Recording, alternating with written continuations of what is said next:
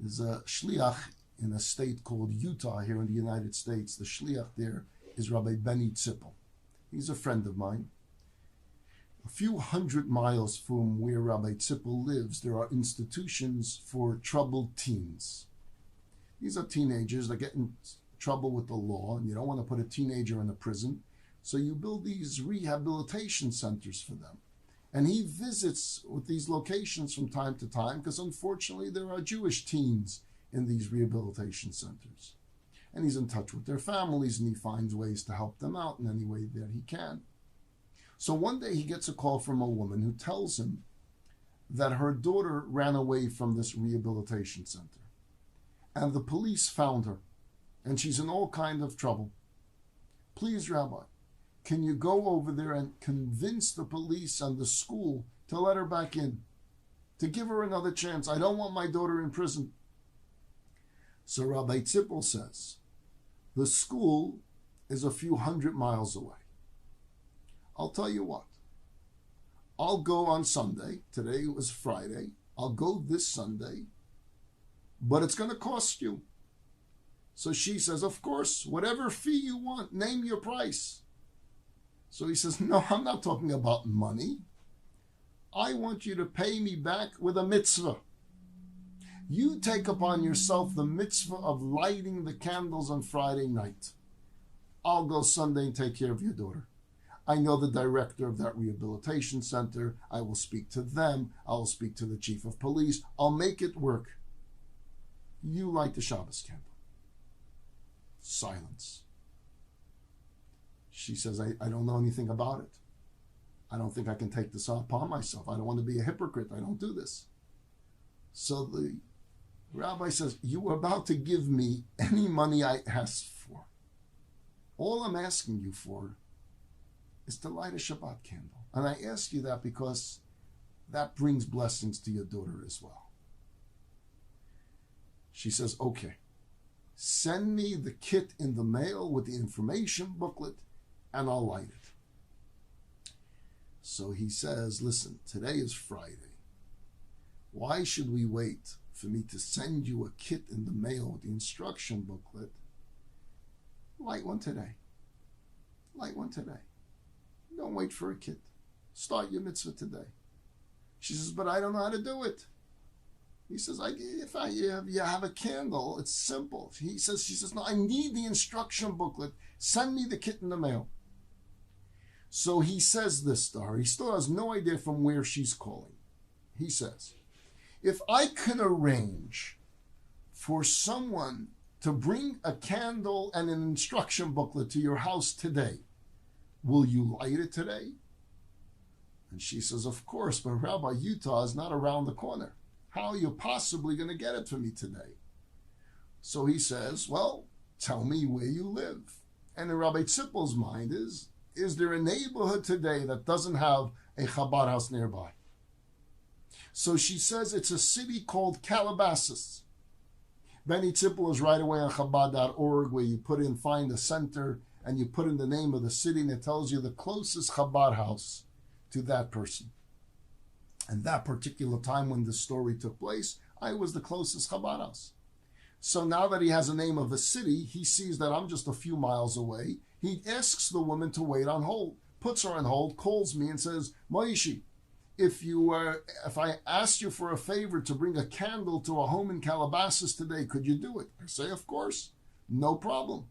He says, okay, hold on one minute. Puts me on hold, gets back to her and says, okay, just give me your phone number. I will have someone give you a call to arrange for a candle to be delivered to your home today. She says, it's impossible. This is even before the days of Amazon. We have it that can deliver something in 2 days. Delivery meant 5 days, 7 days, especially from a different state. He says, just give me your phone number. She gives him her cell. She gives over her cell number. He hangs up from her. I call right away and say, hello, I'm your candleman delivery boy.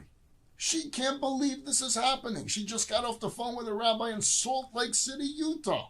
What do you mean you're going to deliver a candle today? I said, yeah, we have a network of places. Just give me directions to your home. I'll be right over to your home with a candle and show you how to do it. She says, but I'm not even in my house right now. I'm out in my car. I'm not home. I won't be home till later in the afternoon. I said, okay, we can still do it later in the afternoon. But maybe, where are you right now? Maybe you're not far from me. She says, well, I'm in a city you probably never heard of. I said, what's the name of the city? She said, Agura Hills. I said, oh, what street are you on? She says, I'm on Canwood Street. I say, where Canwood? She said, I'm by a gas station, Canwood, and Reyes Adobe. I said, okay. So this is what I want you to do, I told the lady. When you finish putting gas in your car, I want you to come out of the gas station, make a right turn, and just drive 100 feet. I will be the man standing in the street holding a candle in my hand. The entire time that she's on the phone with a Chabad rabbi in Salt Lake City, Utah, she's 100 feet from my Chabad house. She comes out of the gas station. I see the car pulling up slowly. She walks out and she's crying away because she knew that something powerful was going on here. She knew that she mattered. She knew that her daughter mattered to God. She knew that this candle mattered. And she knew that God was watching over her and playing an important role in her life. Echad, echad. The Rebbe taught us the importance of one Jew, one candle, one mitzvah, one girl, one boy, one tefillin. There was a prominent Belzer Chassid who lived in Eretz Yisrael, and he wasn't very fond of Lubavitch, and he was an outspoken critic of the Rebbe. And he was particularly critical of the fact that the Rebbe would encourage his Hasidim to interact with the quote-unquote non-religious Jew. He felt that by mingling with these elements, Lubavitchers were exposing themselves and their children to influences that compromised their own standards and caused damage to the Frum community as a whole. It was his philosophy. So whenever he would have the ability to speak in public, he would mock the Rebbe, their outreach work. He wrote articles in the Yiddish newspapers, mocking the Rebbe, mocking the Chabad movement. As time went on, one of this man's own sons became very disillusioned with Yiddishkeit, and he began to rebel. And things went from bad to worse until this young man left home and abandoned the ways of Torah life completely. There was no talking to him, no convincing him to come back. He cut off his payas, he shaved off his beard, and he embarked on a totally secular way of life. He became anti-religious. And his family was crushed, no one more than his father, who cried himself to sleep every night. One day, this young man, now a successful businessman, is walking in a bus station in Tel Aviv when he is approached by a Lubavitcher Chassid. What does the Chabadnik say? I'm sure you all know. Did you put on tefillin today? And he was very quick to respond that he did not and that he had no interest in putting them on. When you hear that type of tone, when they insist, and I have no interest in putting on, you know you have a customer, you know someone with a story. So you persist and you don't back off. And he continued to go after the guy. And finally he said, look, I'm asking you for a personal favor. It's been a slow day today. Come on, do me a favor, roll up your sleeve, let's put it on. And the guy said, fine. He rolls up his sleeve, he takes the tefillin out, he knows how to put it on. Baruch atah, he makes the bracha in the Yiddish accent. And by the time he's putting on the tefillin on his head, he breaks out in tears. And that was the opening that the Chabadnik needed. And he put his arms around him, and they spoke, and they spoke, and they spoke some more, and they continued this friendship. And to make a long story short, the man himself returns back to Judaism, back to his father's house, back to an observant way of life. And you can imagine how excited his father was.